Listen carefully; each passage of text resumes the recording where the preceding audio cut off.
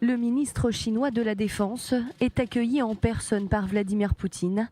Le ministre russe de la Défense est lui aussi présent. Dans le contexte de la guerre en Ukraine, c'est l'occasion pour le chef du Kremlin de rappeler les liens forts qui unissent les deux pays dans plusieurs domaines, en particulier les liens militaires.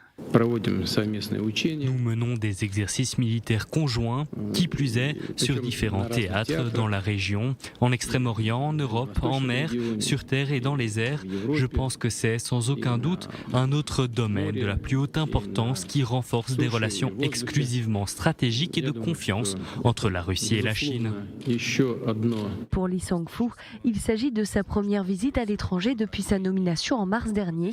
Une visite de 3 jours. Et le choix de la Russie n'est pas anodin. Elle intervient quelques semaines après la venue du président chinois Xi Jinping.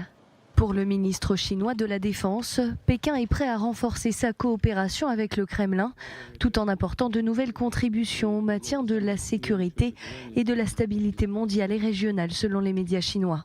Le développement des relations entre la Chine et la Russie a une logique historique claire et une force motrice endogène puissante. Elles ont dépassé le modèle d'alliance politico-militaire de l'épreuve de la guerre froide.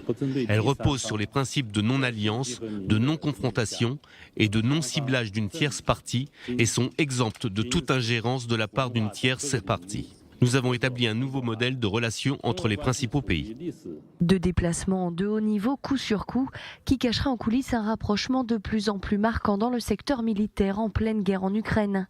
Selon l'armée ukrainienne, de plus en plus de pièces chinoises auraient été retrouvées dans des armes et dans des munitions utilisées par les forces russes.